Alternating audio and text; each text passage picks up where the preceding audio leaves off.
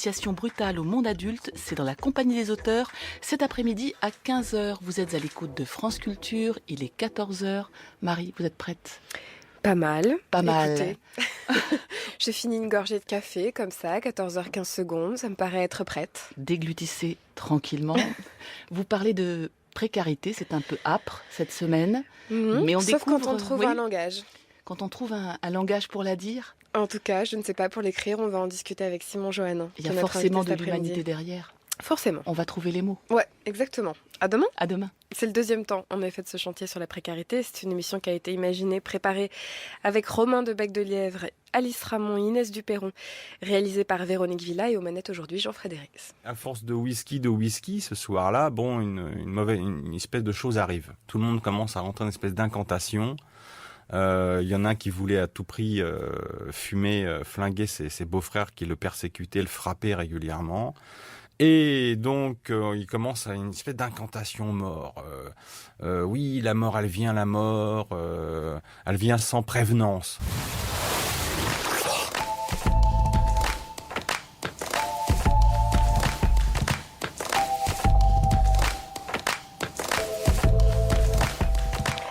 Émilie Chaudeuil faisait référence dans ses petits matins en novembre dernier. Le travail commun de la photographe Stéphanie Lacombe et du chercheur Bruno Maresca s'intéresse à ce qu'ils appellent les précarités énergétiques. Sur leur blog Mediapart, photographies et entretiens donnent à voir et à lire des jours et des nuits où un peu de chaleur et de lumière sont devenus très rares. La chaudière au fioul est tombée en panne, la maison est froide et humide, la journée je vais au centre commercial pour trouver un peu de chaleur, j'ai acheté un halogène sur roulette chez Emmaüs que j'allume le soir quand mes enfants rentrent de l'école. Il chauffe la pièce principale où nous dormons ensemble, chacun sur une banquette. Il fait 12 degrés le matin quand on sort des couvertures. C'est très dur. Ce sont les mots de Rachida, 55 ans, divorcée, mère de 6 enfants, agent d'entretien en invalidité et propriétaire à Lyon. Pour l'INSEE, 5,9 millions de foyers en France seraient touchés. Vague de froid dans le dos. Il est 14h passé de 2 minutes. Bienvenue dans les nouvelles vagues.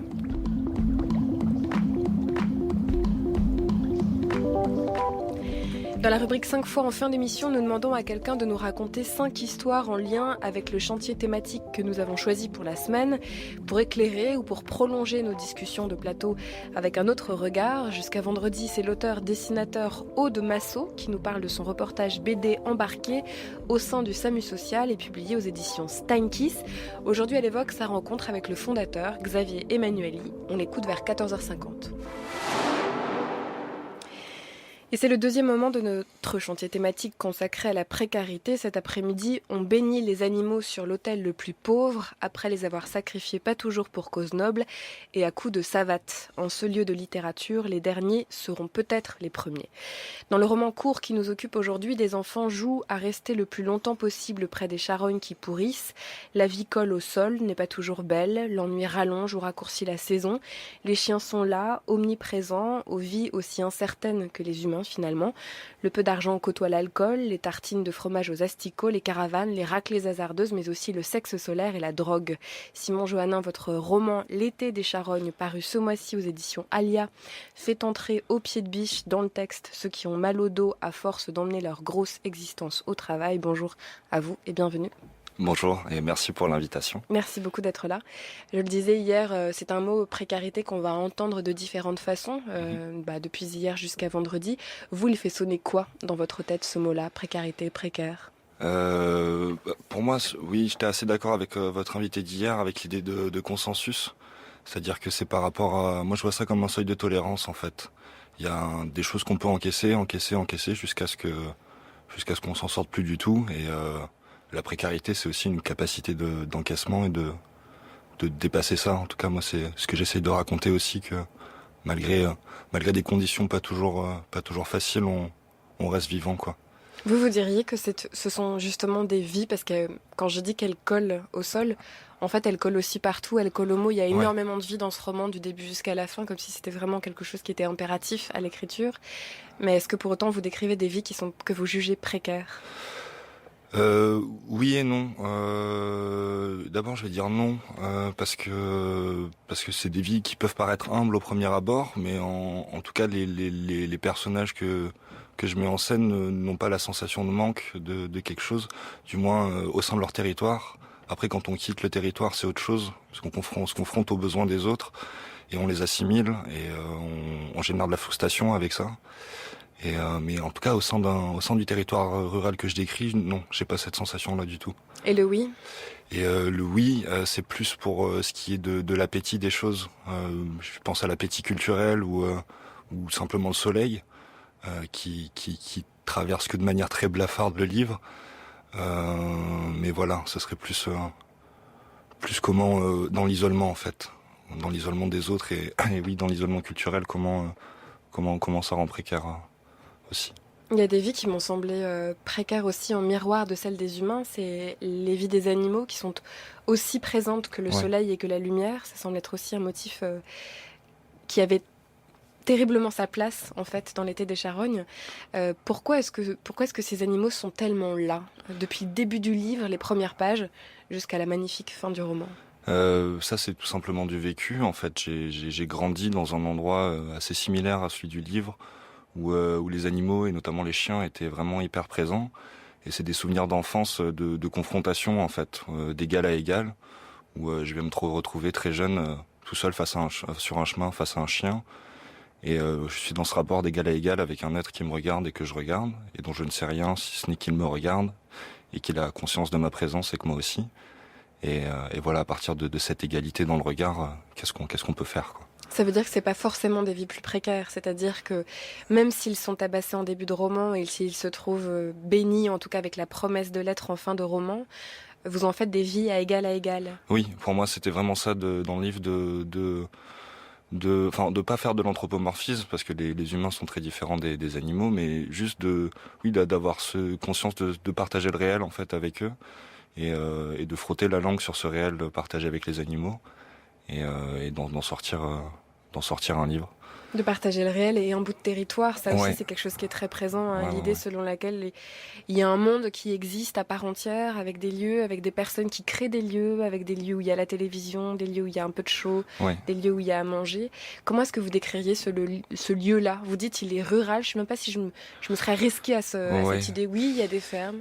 Moi je dirais plutôt qu'il est âpre en fait. J'ai entendu le mot âpre dans Oui, l'enregistrement c'est Anne juste. qui disait ça. Et je trouve que c'est un adjectif qui colle assez bien parce que ça veut pas dire miséreux. Âpre, c'est plus une rudesse, mais c'est une rudesse qu'on peut choisir aussi. Donc moi je le vois comme ça en fait, avec mais dans l'âpreté une densité de vie qu'on trouve pas forcément ailleurs aussi, avec une confrontation à l'environnement qui est omniprésente et qui est dur, qui est un combat aussi au quotidien, surtout pour les enfants que je décris, voilà, qui subissent de la violence et qui en génèrent aussi. Mais c'est comment cette violence on va s'en servir pour sortir du langage et la dépasser et pas être gratuit avec en fait. Je suis révolté parce que j'habite un département périphérique qui s'appelle la Corrèze, ça existe, que jamais personne n'a cru devoir dire les choses de cette façon-là, qu'à l'inverse, les professeurs que nous avons au lycée insistent sur la nécessité de dire les choses de façon claire et distincte, cartésienne. Et je découvre qu'un éditeur de Paris, M. Gallimard en l'occurrence, a imprimé un texte qui est proprement inintelligible. Et pendant une fraction de seconde, je me pose la gravissime question de savoir si je ne vais pas prendre ma plus belle plume pour l'aviser rue Sébastien Bottin de ce qu'il n'a peut-être pas été suffisamment attentif à ce qu'il avait reçu de ce garçon, William Faulkner, et qu'il serait peut-être bien avisé à l'avenir de repousser énergiquement tout ce qui pourrait sortir de sa plume. Voilà quelle est la pensée criminelle, monstrueuse, qui m'a traversé la cervelle en ce temps très, très lointain, mais c'est parce que, à mon insu, j'étais victime de l'arriération de ma région natale et que je n'avais pas idée que depuis déjà une quarantaine d'années, eh bien, l'espèce pensive, rien de moins, avait réalisé une avancée prodigieuse dans ce registre qu'est celui de l'expression. Voilà, oui.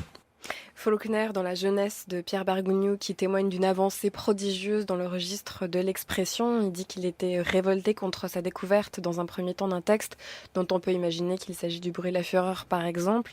Ici, il s'entretient avec Virginie Bloch-Lenné dans Une vie, une œuvre consacrée à William Faulkner. Peut-être pour vous interroger, Simon Joannin, tout à l'heure vous disiez il y a un appétit chez ces personnages. La précarité est peut-être un appétit de culture, de littérature, d'art, d'une certaine manière. Avec quels outils, vous avez fait une sortie de la violence pour du langage? Vous avez dit, avec la violence, il faut faire du langage. Par rapport à moi-même? Non, pas comme vous D'accord. voulez. Ou bien vous en tant qu'auteur, ou bien vos personnages en tant que personnages, c'est-à-dire ils produisent du langage. Ouais, pour les personnages, c'était l'idée, en tout cas par rapport au langage qu'ils utilisent, qui est très brutal et très rude aussi à l'image du territoire. J'avais cette idée de d'écrire des choses fortes avec des mots simples, des mots de la rue, des mots de tous les jours, et comment avec un vocabulaire, en tout cas dans la première partie du roman, carrément grossier et vulgaire, comment avec des gros mots en fait dire des grosses choses qui sont sur le cœur des enfants. Euh, et donc voilà, il y avait vraiment cette idée d'utiliser la violence du langage, mais de chercher là-dedans une forme poétique et d'utiliser des images en fait, beaucoup d'images et c'est quelque chose. Moi, je suis beaucoup influencé par la culture hip-hop. C'est quelque chose que j'ai appris dans cette musique-là principalement, quoi, aussi chez Brassens. Mais voilà, je suis pas j'ai rien inventé, hein, c'est vraiment quelque chose qui a transparu parce que moi j'ai pu emmagasiner d'objets culturels en fait. Parce que justement, quand vous dites il faut savoir ou il faut pouvoir, que ce soit pour vous ou pour les personnages, transformer de la violence, quelle qu'elle soit, en du langage, il faut avoir peut-être un sas de transition, ou en tout cas en emmagasiner du Oui. langage. Là, Pierre Bergogneau parle de l'importance de sa découverte de Faulkner. Vous, c'est passé par la découverte de la chanson française ou d'une certaine culture hip-hop? Oui, plein d'autres choses en fait. Malgré le fait que du coup quand je suis sorti de ce territoire dans lequel j'ai grandi, j'ai découvert des formes de précarité que moi en fait j'étais aussi précaire en tant qu'étudiant ou voilà que tout d'un coup je me suis rendu compte qu'en fait je pouvais faire partie d'une certaine partie de personnes qui n'avaient pas forcément les mêmes droits ou les mêmes accès que les autres. En revanche, au niveau de l'accès culturel, j'ai toujours été beaucoup nourri.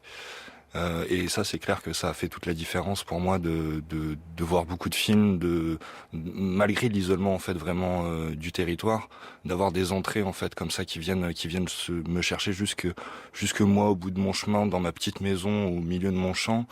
Voilà, que ce soit par des personnes, soit par la radio, soit par les livres en fait que cet apport vienne jusque dans ce territoire très reculé en fait. Et ça oui, c'est quelque chose de déterminant.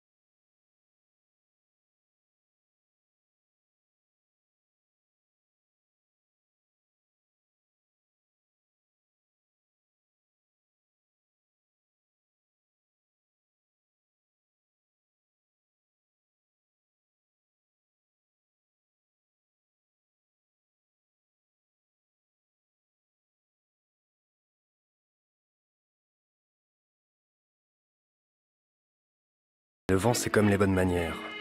Ça traverse la tête par un ou deux gestes qu'on oublie bien vite, et c'est tout. On allait chier en plein son, dedans au vent, sur les crêtes et même au milieu de l'hiver. Moi, j'ai chié tellement de fois dehors à me torcher avec le paysage autour, que même en plein désert, je saurais comment faire pour me le nettoyer le bord du cul. Et pourtant, il y en a du vent. Et tellement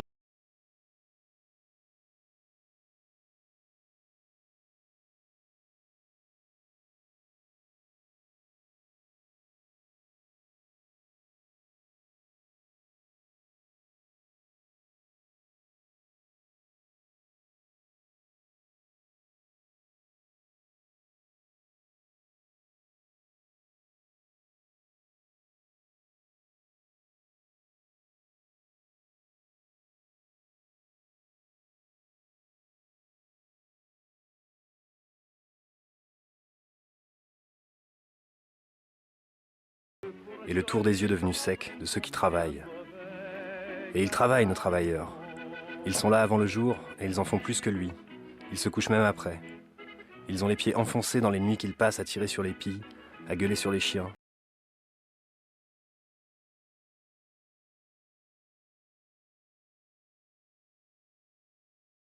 Éclat d'existence, le long du chemin de terre et même en bas de la petite décharge, ou sur le pare-brise du camion frigo qu'on loue pour livrer la viande.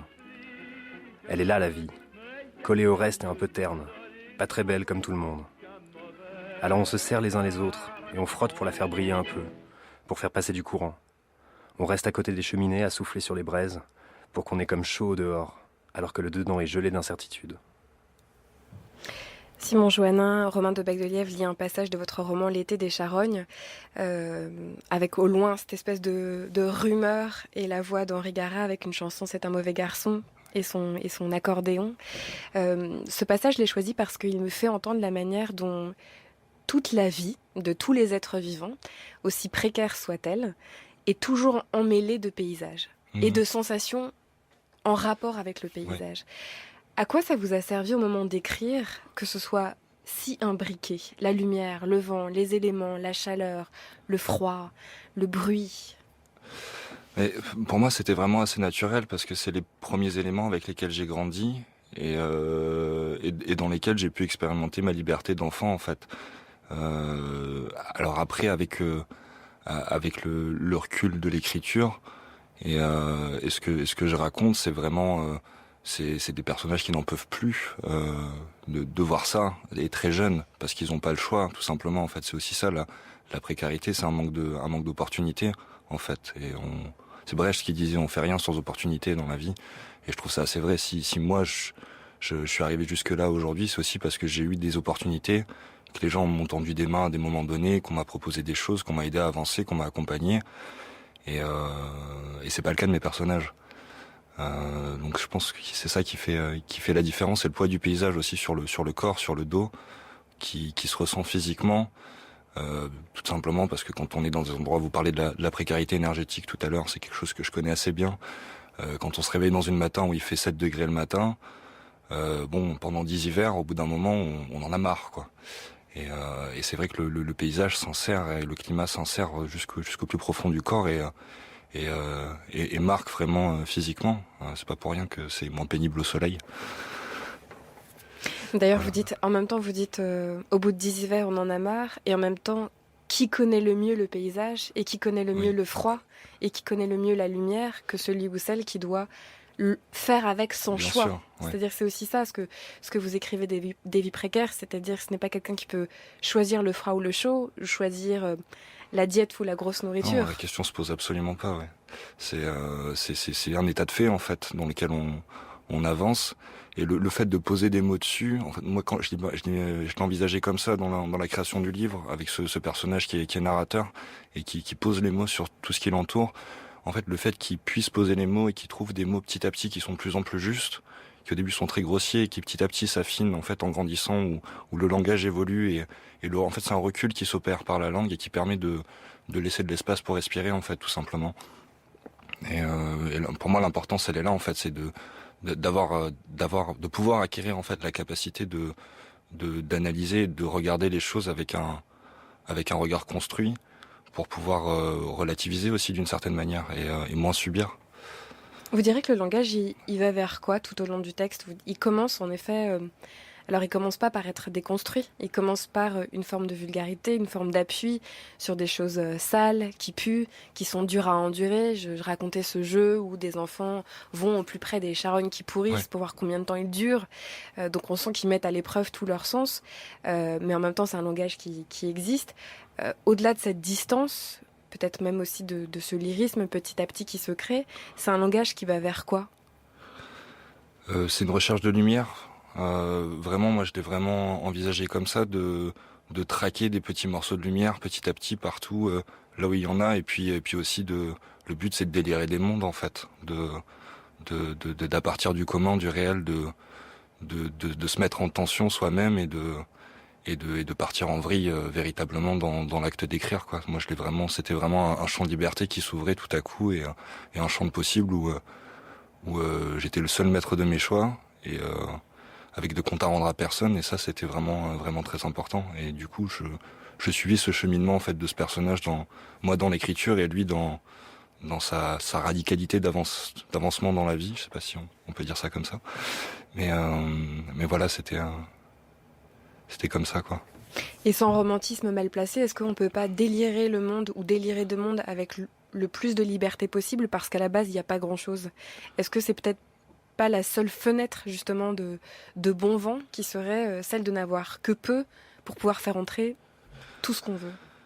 Écoutez, je sais pas, moi ça a été quelque part ma situation de faire les choses avec peu de moyens. Je sais pas comment c'est, si jamais les choses sont acquises d'office, est-ce qu'on a ce besoin-là, cette envie-là d'en parler?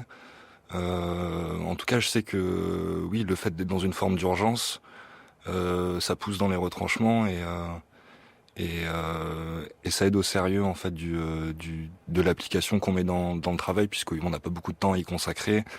Et il y a tout un tas d'enjeux qui sont derrière, qui mettent aussi des pressions. Et puis je pense aussi parce que c'est plus important pour s'affirmer et trouver sa place dans la société, qui en fait le fait d'écrire, moi, me permet aussi de créer un transfuge à un moment donné, de passer je sais pas si c'est d'une classe à l'autre ou j'en suis pas là, hein, mais en tout cas de pouvoir de prendre une parole.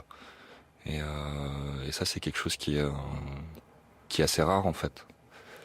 Mustapha Bellossine disait beaucoup ça hier, la manière dont, pareil, il ne passe pas d'une classe à l'autre, mais d'une place à l'autre, Ouais. en obtenant son propre langage, et grâce à lui. Alors, il n'a pas exactement fait la genèse du moment où il commence à écrire, à sortir les petits bouts de sac à vomi dont il parlait, ou des petits carnets. À partir de quand ce texte s'écrit pour vous? À partir, je pourrais dire, j'ai mis 23 ans à l'écrire, vraiment, parce que enfin vraiment les racines du texte viennent vraiment de mes propres racines et de mon rapport à ce territoire dans lequel j'ai grandi, où oui, j'ai été complètement avalé par le paysage, quoi. Où tout était sensoriel toute la journée, en toutes circonstances, et où en même temps j'avais énormément de temps pour l'ennui, et ce qui me permettait d'épouser ces choses-là et d'en profiter. Et puis aussi le rapport aux animaux. Enfin, je considère les animaux comme des demi-dieux à titre personnel, dans le sens où moi j'ai vu énormément de gros chiens, mais si je croise un jour un rhinocéros, je me dis que forcément il y a quelque chose d'extraordinaire aussi là-dedans, qui me dépasse complètement. Et c'est aussi en fait c'est aussi aller au seuil de ça, de savoir qu'il y a quelque chose auquel on n'a pas accès, mais d'essayer de se rapprocher par la langue au plus près possible de cette porte. Et en ça, oui, ça permet aussi une émancipation par rapport à là d'où je viens. Dans un premier temps, ça a été une manière de vraiment comprendre en fait tout ça aussi, et de réapprendre à l'aimer aussi d'une certaine manière, de me dire que ouais, au final, il y a vraiment plein de choses vraiment super extraordinaires qui se sont passées. Et même je repense à des moments de vie qui des fois sont textos, hein, dans le livre, et qui sont carrément incroyables en fait. La banlieue entière s'est figée dans le décor préféré du film français. À Montreuil, le studio de Méliès est démoli. Ainsi, merveille et plaisir s'en vont, sans bruit. La banlieue triste qui s'ennuie des fils grises sous la pluie chantait Piaf. La banlieue triste qui s'ennuie des fils grises sous la pluie. L'ennui est le principal agent d'érosion des paysages pauvres. Les châteaux de l'enfance s'éloignent, les adultes reviennent dans la cour de leur école comme à la récréation, puis des trains les emportent.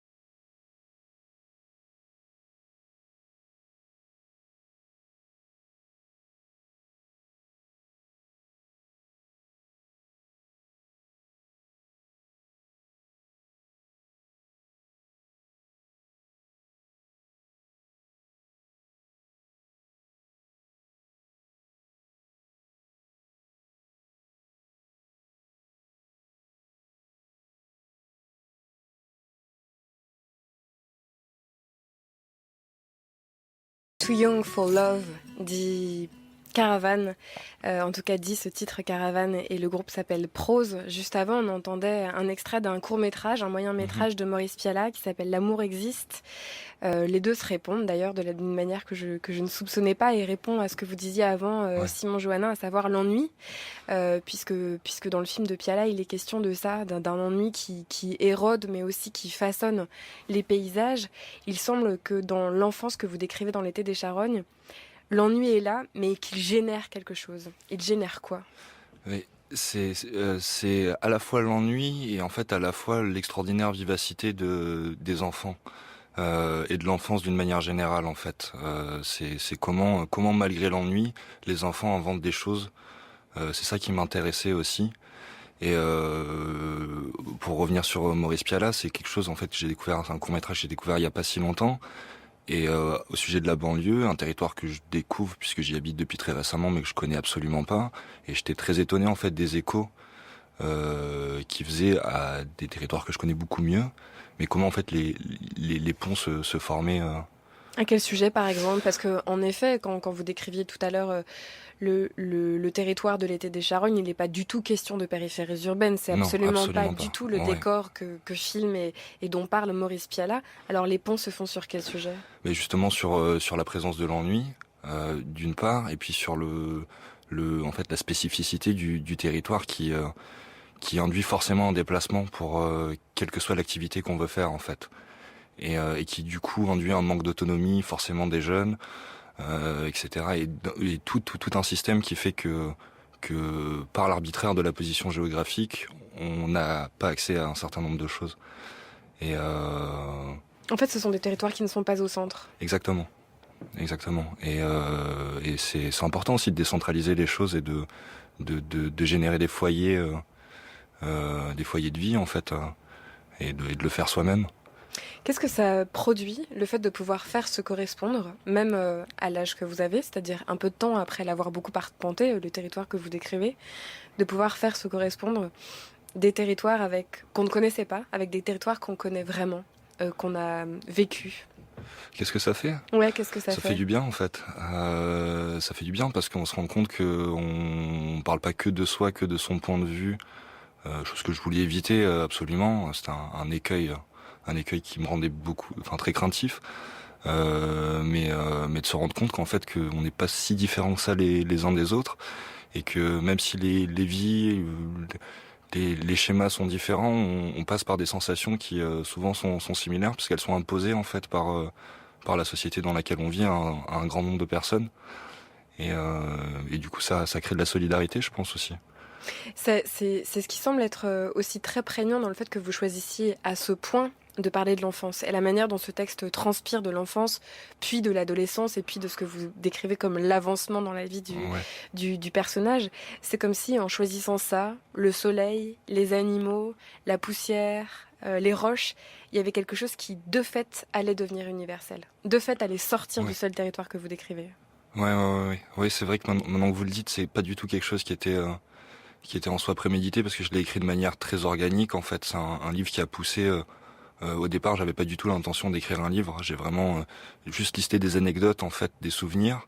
Et en fait, je me suis rendu compte que ça parlait et que d'autres gens avaient vécu des choses similaires. On me disait, mais tu viens du Sud, mais attends, moi je viens de la Creuse et je connais cette histoire. Et du coup, j'ai poussé ça. Et c'est vraiment, oui, cette idée d'à partir de... Mais c'est un travail, je pense, moi je suis très influencé parce que j'ai eu l'occasion de grandir avec son travail, du documentariste et grand reporter Christophe de Ponfilly. Il a vraiment cette attitude de partir du centre d'une personne, de l'individualité la plus pure, pour ensuite faire quelque chose qui devient complètement universel en fait. Et que ce soit un guerrier afghan ou le SAMU social à Paris, il a fait un très beau film là-dessus. À chaque fois, on part de personnes pour se rendre compte qu'en fait les liens se tissent très vite et que les liens existent et qu'il faut les entretenir, les travailler et combattre avec. D'ailleurs, le mot personne induit ça, c'est-à-dire que c'est à la fois un individu et en même temps personne. Exactement. La chose qu'on pardonne pas au white trash, c'est l'idée d'indétermination raciale. C'est-à-dire que eux, en plus d'être dégénérés, d'être des blancs qui échouent, de vivre dans des conditions qui font honte à la classe moyenne, il y a une suspicion de peut-être qu'ils sont pas si blancs que ça. Et donc, toute l'idée est de savoir si, à l'origine de leur dégénérescence, il n'y aurait pas un métissage, qui avec les Indiens, qui avec les Noirs, qui serait à l'origine d'une pensée raciale. Le blanc qui échoue ne peut pas raciale. être blanc, quoi. C'est ça. Il n'est pas complètement Voilà, à c'est ce ça. point-là de dégénérescence, et c'est pour ça que la réflexion white trash a partie liée avec la réflexion eugéniste qui a eu de beaux jours aux États-Unis au XXe siècle. La question se pose de savoir si finalement il ne franchirait pas la ligne raciale pour aller s'encanailler du côté des Noirs. Finalement, s'ils vivent comme des Noirs, s'ils sont aussi dégradés et aussi indignes dans la représentation raciale de la société qui est au pouvoir aux États-Unis, c'est peut-être bien qu'ils partagent un peu plus que des conditions de vie. Donc il y a vraiment cette espèce de suspicion quant au fait que cette racaille pourrait quand même se mélanger dans les bas-fonds avec ces Noirs qu'on est quand même censé maintenir sous le boisson. Lorsqu'un blanc regarde un pauvre et dit white trash, you white trash, ou ces gars-là, c'est vraiment des white trash, c'est un discours racial. C'est-à-dire qu'il s'agit de quelque chose de plus que de la haine du pauvre. C'est pour ça que sale pauvre ne suffit pas à traduire ça. Ça n'est pas qu'une haine de classe. C'est aussi l'idée qu'on a affaire à une espèce de lumpen prolétariat racialisé, voilà. Et que d'une certaine façon, ils pourraient tout aussi bien être noirs ou mexicains ou basanés. Ils sont un peu basanés dans leur pauvreté.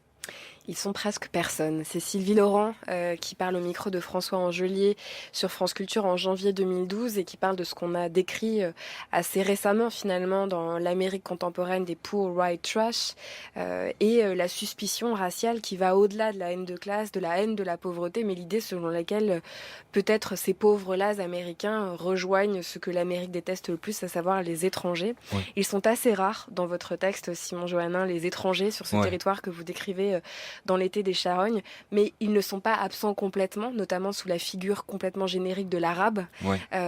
Est-ce que c'est une rareté parce que ce territoire-là, vous l'avez vécu en dehors de la question de l'étranger, ou est-ce que c'est une rareté parce que pour ces enfants et pour ces adolescents, c'est une non-question ? Tout simplement d'abord parce que moi j'ai vraiment vécu de manière très isolée et à la fois assez ouverte, mais oui, en tout cas les rencontres avec les premiers amis qui tout simplement n'étaient pas blancs que j'ai eu, je les ai eus assez tard parce que j'ai rencontré assez tard des personnes qui n'étaient pas blanches. Et en fait, ça a soulevé beaucoup de questions parce que j'ai eu beaucoup de préjugés en fait dans ma jeunesse et notamment en fait ce que je raconte dans le livre, et ça passe par l'humour en fait. Et ça, c'est des choses qui m'ont vraiment marqué quand j'étais enfant, quand j'y ai repensé plus tard, quand j'ai compris ce que ça voulait dire, de qu'est-ce que c'était de rire à une blague qui en fait avait un fondement raciste. Une fois que j'ai pris conscience de ça, ça m'a vraiment choqué. Je me suis rendu compte qu'il y avait un gros travail à faire en fait à ce niveau-là de prise de conscience sur le fait que les mots sont graves, les mots ont vraiment un sens. Et pour eux, c'est aussi une non-question parce que en fait, il y a cette idée qu'au début le préjugé est là, et puis ensuite la rencontre se fait, et puis tout ça vole en éclats très vite en fait. Très vite, on se rend compte que c'est des choses qu'on nous a mis dans la tête, soit via les médias, via comme je le disais, via l'humour plus que douteux qu'on peut entendre un peu partout, ou via d'autres choses, mais qu'une fois en fait qu'on se rencontre entre enfants, entre humains, on se tape dessus ou on joue, mais voilà, généralement, en tout cas pour moi, ça s'est passé comme ça. On met tout le reste de côté parce que de toute façon, c'est des enjeux qui nous dépassent et c'est toute une histoire coloniale aussi qui est là derrière et qui se transmet et qui se dégage jamais de notre imaginaire en fait et qu'il faut contre lequel il faut lutter et eux le font à leur manière, de manière tout à fait inconsciente. En aplatissant tout ça et en fait et surtout parce que eux ils se sentent dans la rencontre que je décris au début du livre avec deux petits garçons qui sont français d'origine marocaine mais que les personnages appellent les Marocains. En fait, ils se sentent pouilleux par rapport à ces gamins qui arrivent. C'est eux qui se sentent en infériorité parce que les autres ont des vêtements propres et qu'ils sont bons et que c'est des petits gamins de la ferme qui puent et voilà, en fait, que les décalages se font dans tous les sens. Pour moi, c'est une jurisprudence personnelle à créer, en fait, au fur et à mesure des rencontres, de la vie. On a le droit de faire des erreurs, mais une fois qu'on les a faites, il faut les comprendre et accepter de ne pas les répéter. Il y a aussi, on a l'impression, puisque souvent l'idée du chemin vient quand il est caillouteux ou qui mène d'une caravane à une autre ou qui permet peut-être à ses enfants ou à ses adolescents à un moment de leur vie de sortir de ce territoire-là. Vous disiez tout à l'heure, il y a beaucoup de moments dans ce texte ou dans votre vie où vous vous retrouvez face à un chien. Alors il y a la peur, qui est le plus fort, qui est le plus faible dans ce moment-là, et puis il y a un moment donné où le regard impose de l'égalité. Et il semble sur le terrain des humains, pour en revenir à la question de l'étranger, qu'il y a ça. Il y a la peur, il y a on se jauge, éventuellement on se castagne, éventuellement on s'insulte, et le texte résout l'idée va jusqu'à l'idée qu'il y a de l'égalité. En fait, il y a de l'égalité. Oui.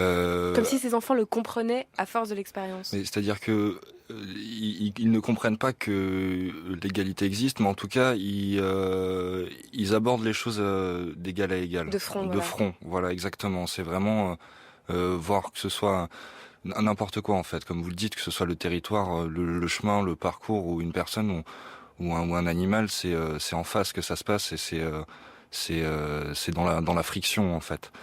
Et en fait, c'est pas tant, ça vient pas tant de l'extérieur que des personnages eux-mêmes qui n'ont pas je sais, en tout cas qui n'ont pas une estime extraordinaire d'eux-mêmes, même s'ils sont pas, ils se posent pas non plus la question, mais en tout cas voilà, il y a une humilité qui est là dans le rapport au monde et qui passe par l'expérience, en fait, qui d'abord le fait de ne pas avoir de discours préconstruit et une fois qu'on a vécu les choses, d'en tirer quelque chose, d'être enfin, dans la manutention de la vie, en fait.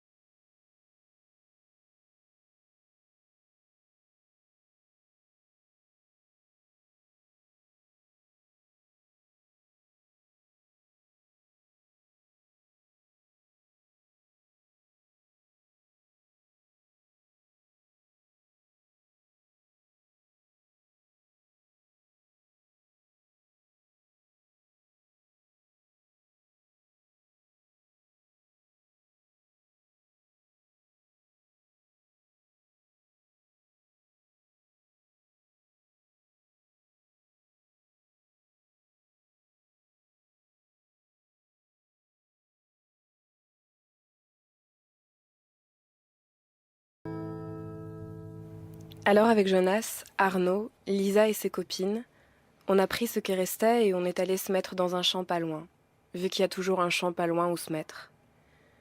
On est resté là à s'empoisonner encore un petit peu sans trop rien se dire, à pas vouloir dormir pour retarder encore de quelques heures l'oubli qu'on allait bientôt avoir les uns des autres.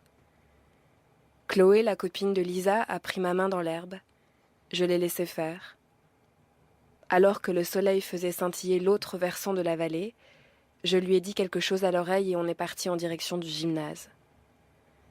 Le sol était lisse, et j'ai flotté un peu à quelques mètres du plancher avant d'élever mon corps loin de l'insouciance. Le sourire s'est meurtri, et mes bras se sont tendus sur l'accord grave qui faisait résonner son corps. J'ai mordu. Sont sortis partout de nous de l'énergie et des liquides, et sa mâchoire dictait la pulsation. Je suis tombée du bord du monde dans son odeur d'envoûtement.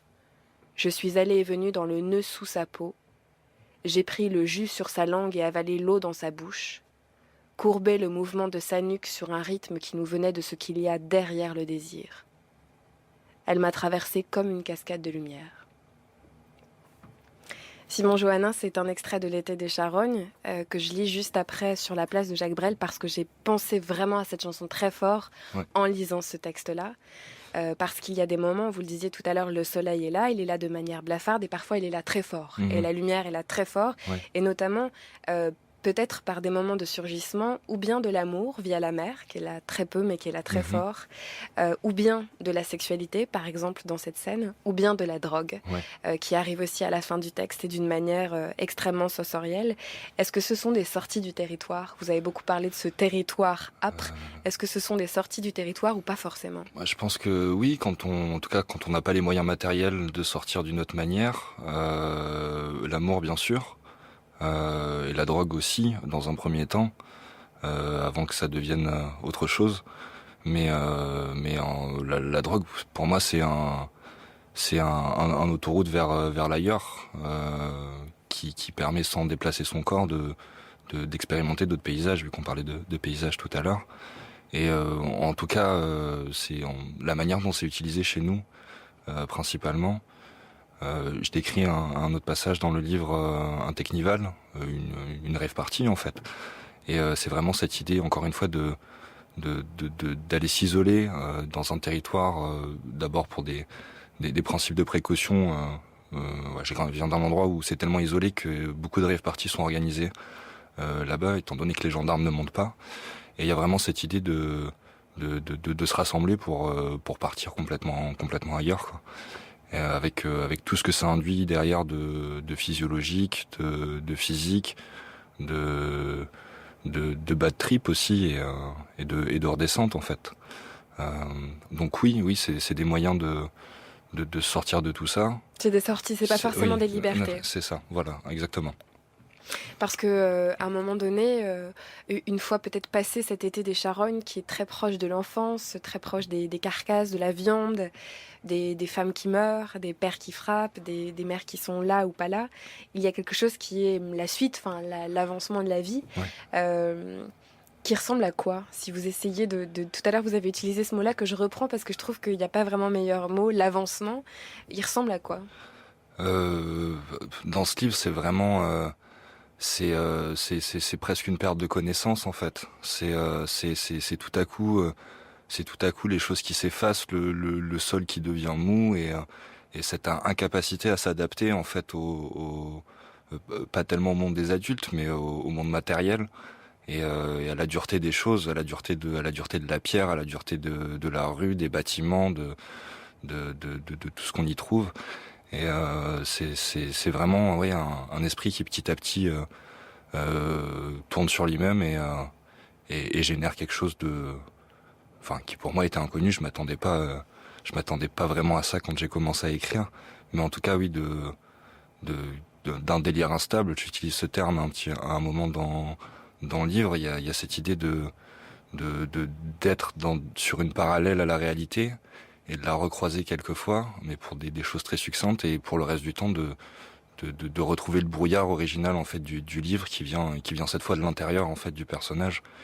Et c'est tout un tas de petites choses qui traînent et qui petit à petit entravent l'avancement et poussent à la précarité en fait.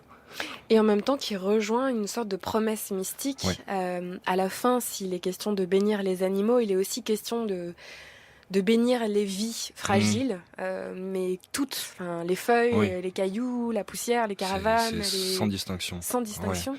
Il y a vraiment cette idée que il y a une mystique possible et une élévation.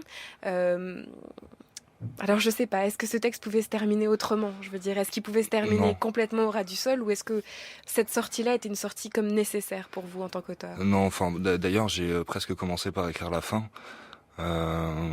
sans comprendre que c'était la fin, jusqu'à ce que j'ai écrit tout le reste. Mais il y avait en fait la bénédiction, moi je l'entendais vraiment comme un acte de chérissement, exactement ce que vous venez de dire, et sans concession aucune. Vraiment c'est quelque chose que j'ai emprunté à Marilyn Robinson, son roman Gaylid. Il y a cette description d'un baptême et le pasteur en fait décrit ce baptême et explique l'acte de chérissement en fait qu'induit le baptême, chose que je connaissais pas du tout en fait avant de lire ça. Et j'ai trouvé ça vraiment très très fort. Et ensuite j'ai assisté à une bénédiction d'animaux en vrai à Bruxelles en Belgique en mois d'octobre. Et à part mis de côté l'aspect folklorique en fait et sympathique où les grand-mères du quartier viennent faire bénir leurs chiens chaque année, il y avait vraiment quelque chose de très important en fait dans l'air.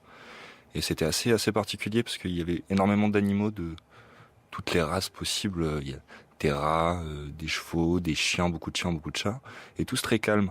Et il y avait vraiment cette ambiance en fait très très particulière. Et il y avait cette idée en fait de sortir aussi en fait. Le livre commence par l'inverse d'une bénédiction, on va dire. Ce que j'ai appelé un espèce de sacrifice sans cause noble. Exactement, c'était exactement ça, un sacrifice sans cause noble. Même un meurtre, on pourrait dire, dans l'échelle où ça se passe, dans ce rapport d'égalité avec les animaux. Et il y avait cette idée de faire un virage en 180 degrés et de finir à l'inverse en fait, tout en étant à l'inverse beaucoup moins ancré dans le réel et dans le tangible et en s'en éloignant petit à petit. Voilà. France Culture. Les nouvelles vagues. Par Marie Richeux. Il est pile 14h50, 00 secondes sur France Culture. Comme promis, on passe à la dernière histoire de cette émission. On a demandé à Aude Massot, qui a rédigé un reportage bande dessinée façon caméra embarquée dans le SAMU social. Ça s'appelle Chronique du 115 et c'est publié aux éditions Steinkiss. Et aujourd'hui, elle parle de sa première rencontre avec Xavier Emmanuelli, le fondateur du SAMU social. Quand il était jeune, il travaillait au SAMU, puis à Médecins sans frontières, qu'il a fait partie des pionniers de toute cette vague dans les années 70 d'aide d'urgence. Qu'il a travaillé aussi en prison, médecin de prison donc. Et puis il a vu beaucoup de sans-abri en prison et dans des centres, puisqu'à l'époque c'était un délit d'être à la rue. On était criminels donc arrêtés si on était à la rue. Donc lui, il a côtoyé des sans-abri comme ça, et puis il s'est rendu compte qu'en fait c'était pas normal qu'on fasse rien pour ces gens-là, qu'on n'en retrouve pas de solution. Il a commencé à écrire son projet de SAMU social, et puis de fil en aiguille, il a réussi à convaincre le maire de Paris de l'époque, qui était Jacques Chirac, de le soutenir dans son projet. Et de fil en aiguille, comme Jacques Chirac est devenu président de la République, il a fini par être nommé secrétaire d'État, et puis il a pu démarrer son projet comme ça. Quel regard il porte a posteriori sur le SAMU social, sur l'action du SAMU social ? En fait, lui, il en est un peu détaché maintenant parce que le projet de base, c'est un projet très ambitieux, je pense, donc de résoudre le problème de l'exclusion et de réinsérer un maximum de gens. Mais en fait, le contexte économique dans lequel on vit et la manière dont les politiques gèrent notre société aujourd'hui, je pense, est incompatible avec un projet social tel que celui-ci. Parce que d'ailleurs, ce qui se passe aujourd'hui, c'est que le SAMU social est obligé de faire un appel aux dons, parce que l'État n'est plus capable de le porter entièrement.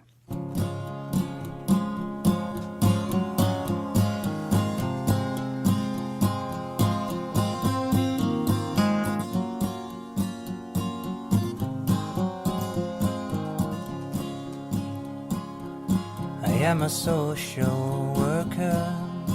I know not where I'm from.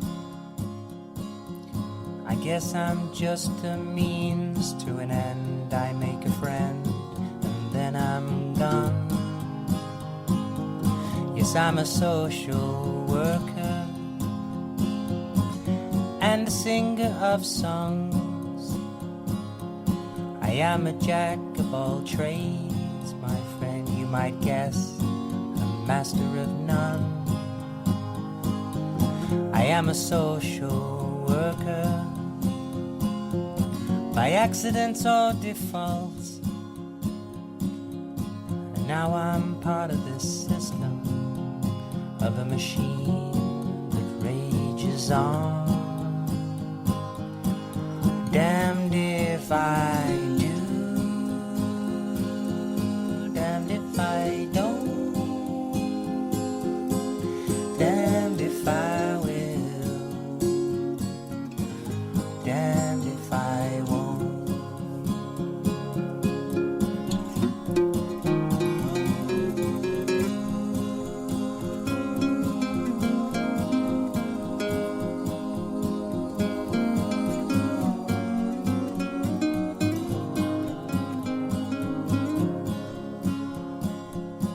I am a social investigator. I don't like what I find, but it takes a social worker. It's a state of mind. I am a social caretaker, a remedy of kind. I am a social medicator. I'll give you something if you like. Damned if I do. Alors il vous attend, c'est porte 206, deuxième étage à droite. Là-bas? C'est ça. D'accord. Je vous donne la petite brochure contre le racisme. Non, merci. Avec plaisir, bon après-midi. Avec plaisir, bon après-midi. Donc on va recommencer, Dounia. Et cette fois, n'oublie pas quelque chose de très important. C'est le sourire. Non mais c'est bon, ça va, on a compris, ça fait 10 fois qu'on le fait. Bon, Dounia, s'il te plaît. T'as compris ou t'as pas compris? Ah, moi j'ai compris. Hein. Oui, mais on va recommencer du début jusqu'à... Ok. Bonjour. Bonjour. Bonjour. Arrêtez les simagrées, s'il vous plaît, arrêtez les simagrées. Quoi? Avec le sourire. Oui, c'est très drôle, tout le monde rit, c'est très bien. On prépare un examen, là. Allez, on y va. Bon, d'abord, tu mets ton dos contre ce dossier et tu te tiens correctement. Voilà, merci. Donc, vas-y, là, qui doit l'annoncer? Non, tu lui rentres dedans, tu lui mets des bâtons dans les roues, tu lui crées des problèmes. Il faut qu'il y ait un conflit. Ah ouais, je veux pas un rendez-vous, je veux le voir maintenant. Gère. Ok. Je gère, je reste calme. Okay. Alors, écoutez, madame, ça va pas être possible. Parce que... Pourquoi tu jettes le truc, là? J'ai pas fait exprès. Bon, ça, t'as pas fait exprès, je t'ai bien vu. Eh, j'ai pas fait exprès, j'ai pas fait exprès. Crie pas. Je crie. Tu vas faire quoi? Tu vas faire quoi? On arrête, on est en train de jouer, c'est pour de faux. Vous arrêtez, c'est pour de faux. Avec toi? C'est pour de faux. Bah oui, c'est pour de faux. Tu retournes à ta place. Tu retournes à ta place, Gisèle. Et toi, Dounia, tu prends sa place. Allez. Donc, bonjour, que puis-je faire pour vous? Alors déjà, la base, vous avez oublié quelque chose. C'est inadmissible, d'accord? Je crois que vous avez oublié le smile, hein? La base, c'est la base. Tu te calmes. Tu te calmes, tu n'as pas à me parler comme ça. Le respect, il est mort. Parce que vraiment, t'avais tout pour l'avoir, cet examen d'hôtesse, mais t'as pas envie, donc on passe à deux autres. Va t'asseoir. Non, mais cet examen d'hôtesse redescend. Ma mère, elle est hôtesse, elle a pas eu besoin de ton examen de merde, là. Ah oui, qu'est-ce que tu veux faire, tiens, dans ta vie? J'aimerais bien savoir. Toi. Bah, comme tout le monde. Money, money, money. Money, money, money. Money, money, money. On n'est pas un concert ici. C'est justement ce que je te propose, moi, de faire de la monnaie, comme tu dis. Ah ouais? Parce que toi, t'en as vu beaucoup des millionnaires qui font BEP accueil. Il y a plein de gens très bien qui le font. C'est pas des millionnaires, comme vous êtes pas une millionnaire. Mais ce que tu comprends pas, merde, c'est que j'essaye de vous aider. Mais nous moi. aider à quoi? Nous aider à être des dragons de la société, c'est ça? Mais les règles, c'est essentiel. Mais comme tu as une tête butée comme ça, tu veux rien apprendre, et bah t'arriveras jamais à rien dans ta vie. Allez, va t'asseoir. Parce que toi, t'arrives à quoi dans ta vie, toi? T'es arrivé à quoi dans ta putain de vie, toi? Hein? Regarde ta gueule, regarde tes fringues. Bon, maintenant, tu vas chez le proviseur, j'en ai marre. À tout casser, vas-y, tu sais quoi? Tu gagnes combien? 1500 euros? 1003. T'enlèves 800 euros de loyer. T'enlèves 300 euros, là, toutes tes cours chez Leader Price, parce que Mskina, elle a pas l'argent pour aller à Carrefour. 100 euros. 100 euros, là, ton EDF GDF. 20 euros ton abonnement chez Free, avec tous tes voyages, là, all inclusive lastminute.com en Turquie. Tu dégages. Il te reste quoi? Tu dégages. Elle arrive pour aller comme sa prof. Comme ça, la meuf. Elle a que dalle.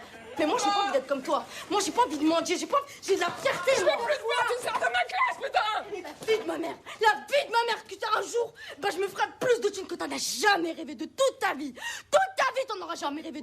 Même dans tes rêves les plus profonds. Et c'est quoi, là, plus jamais je rentre dans tout lycée de merde, là. Tu vas voir. Divine, Ouda Benyamina, Simon Johannin, c'est vous qui aviez suggéré qu'on entende ce passage-là, pourquoi?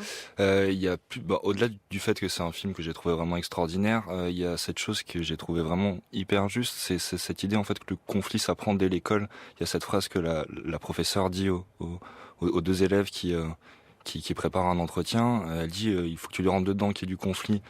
Et ça c'est quelque chose qui m'a marqué, dans le sens où oui, effectivement, le système scolaire aussi est responsable d'une certaine forme de précarité de pas mal de personnes, et je trouvais que c'est très très justement souligné dans ce film-là. Et voilà, aussi parce que ça me plaisait tout simplement de réentendre ces voix et de claquer la porte du lycée en disant merde.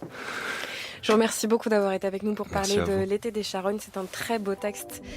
C'est vraiment un très beau texte, très rare, publié aux éditions Alia. Les Nouvelles Vagues, c'est terminé. Ça se réécoute sur franceculture.fr. On peut s'écrire via la petite enveloppe en bas à droite. On peut aussi s'écrire via Twitter et Facebook. On est toujours absolument ravis de vous lire, quels que soient vos mots. À demain.